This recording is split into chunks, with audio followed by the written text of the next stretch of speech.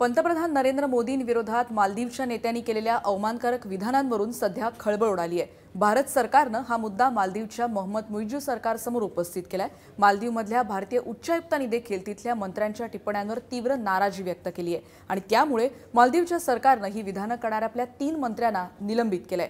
आता या नेत्यांना त्यांच्याच देशात प्रचंड विरोध होतोय।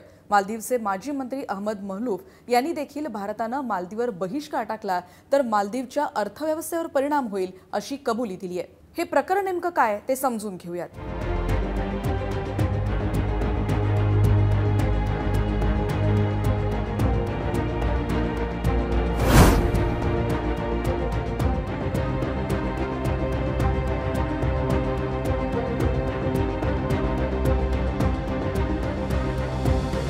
पंतप्रधान मोदींनी नुकतीच लक्षद्वीपला भेट दिली होती। या दरम्यान त्यांनी लक्षद्वीपची सुंदर छायाचित्र शेअर केली होती आणि भारतीयांना त्यांच्या पर्यटन स्थळांच्या यादीत या केंद्रशासित प्रदेशाचा समावेश करण्याचं आवाहन केलं होतं।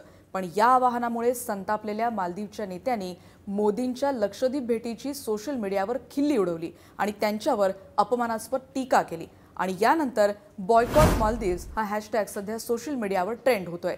याचा परिणाम म्हणजे अनेकांनी मालदीव्समध्ये सुट्टी घालवण्याचा प्लॅन रद्द केला।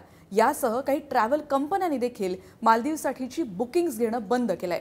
इज माय ट्रिप या कंपनीनं मालदीवच्या सर्व फ्लाइट बुकिंग रद्द केल्या आहेत। राष्ट्रीय एकात्मतेसाठी आपण हा निर्णय घेतल्याचं देखील त्यांनी ट्विट केलंय। याचा परिणाम येणाऱ्या 20 ते 25 दिवसात अधिक जाणवेल असंही त्यांनी सांगितलंय। त्याचबरोबर मालदीव विरुद्ध लक्षद्वीप अशी चर्चाही होतीये। त्या दरम्यान बॉलिवूड सेलिब्रिटींनी देखील या संदर्भातले ट्विट करायला सुरुवात केली आणि पंतप्रधान मोदींना पाठिंबा देण्याचं आवाहन केलं। यामध्ये अक्षय कुमार, सलमान खान, श्रद्धा कपूर, जॉन इब्राहिम, कंगना रनौत यासारख्या अनेक सेलिब्रिटींचा समावेश आहे। सध्या तरी बॉयकॉट मालदीव्सवर सगळ्यात जास्त चर्चा सुरू आहे। सेलिब्रिटीच्या सगळ्या पोस्टवर कमेंट करतायत चाहते आणि त्यांना पाठिंबाही देत आहेत। परदेशात जाण्याऐवजी प्रत्येक भारतीयांनी आधी भारतातली पर्यटन स्थळं पाहावीत, त्यामुळे भारतीय पर्यटनाला चालना देण्याचं आवाहनही केलं जात आहे आणि त्यामुळेच बॉयकॉट मालदीव्स सोबत चलो लक्षद्वीप हा हॅशटॅग देखील सोशल मीडियावर आता ट्रेंड होतोय। पण मालदीवच्या सरकारनं तात्काळ केलेल्या कारवाईमागचं मुख्य कारण काय ते आता समजून घेऊयात, कारण यावर लगेच तोडगा काढणं मुइज्जू सरकारसाठी महत्त्वाचं आहे, कारण याचा थेट परिणाम त्यांच्या अर्थव्यवस्थेवर होतोय।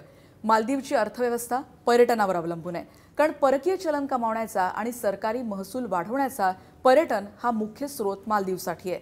मालदीवच्या जीडीपी मध्ये पर्यटन क्षेत्राचे 1/4 योगदान आहे। त्याचबरोबर पर्यटनातून मिळणाऱ्या रोजगाराचा वाटा हा मालदीवमध्ये 1/3 पेक्षाही जास्त आहे। म्हणजे एकूण रोजगार ज्याच्यामध्ये प्रत्यक्ष आणि अप्रत्यक्ष असा जर विचार केला तर पर्यटनाचा वाटा सुमारे 70% इतका आहे। भारतातून मोठ्या प्रमाणात पर्यटक मालदीवला जातात। 2018 मध्ये मालदीवमध्ये येणाऱ्या भारतातल्या पर्यटकांची संख्या इतकी जास्त होती की जगभरातून मालदीव्समध्ये येणाऱ्या पर्यटकांच्या संख्येत भारत हा तिकडचा 5वा देश ठरला। 14,84,274 पर्यटकांपैकी सुमारे 6.1 म्हणजेच 90,000 पेक्षा जास्त पर्यटक हे भारतातले होते।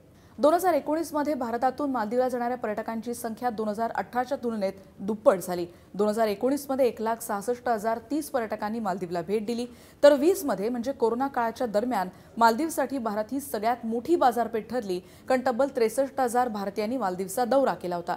2021 मध्ये 2,91,000 भारतीय पर्यटक आणि 22 मध्ये 2,41,000पेक्षा अधिक भारतीय पर्यटक मालदीव्समध्ये पोहोचले होते।